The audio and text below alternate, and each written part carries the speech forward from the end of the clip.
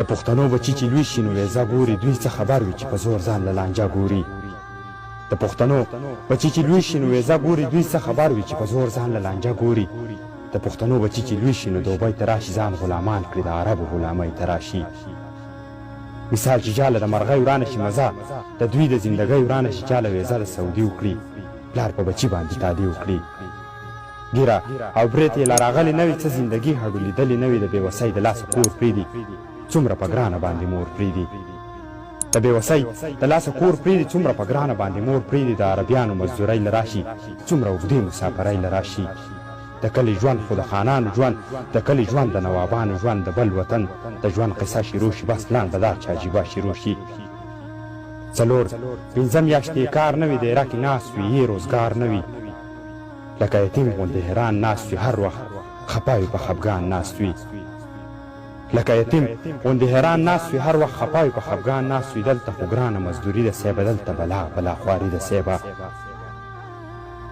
د بل د جیب نه چې نوټګۍ وباسي لکه د زړه نه چې لوګۍ وباسي زاړه قرضونه یې په سر پراته وي بلا غمونه یې په ځیګر پراته وي چې پسې نور د چا ودار وکړي قرض یا ستا او یا د پلار وکړي چې پسې نور د چا ودار وکړي قرض یا ستا او یا د پلار وکړي بیا د قصاب سره دیاړی له لاړ شي د چا په خوله لاړ شي کپنۍ له لاړ شي هلته چې څو میاشتې خواري وکړي دا غریب هلته مزدوري وکړي دغه ظالم ترېنه پیسې ونیسي لکه په هړ کې چې روژې ونیسي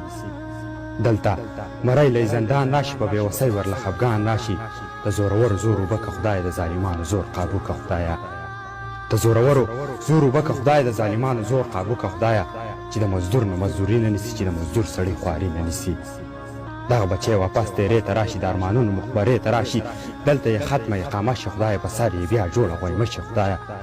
کپیل وایي زر کوه ریالونه راوړه کپیل وایي زر شه درهمونه راوړه کپیل وای زر که ریالونه راوړه کپیل وای زر شه درهمونه راوړه او مال کپیل پسې جوال بان کي لکه مهیل چې څوک په جال بان کړي څو ورځې پس یې اقامه ختمه شي څو ورځې پس یې هم ویزه ختمه شي بس د سوچونو سره سر شي سړی چې مسافر شي در په در شي سړی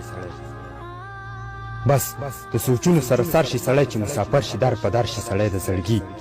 وینې خفګان وخوري د مخ هډوکي یې تاوان وخوري دلته په یو دوه کې حیران شي سړی چې وس په کومه لار روان شي سړی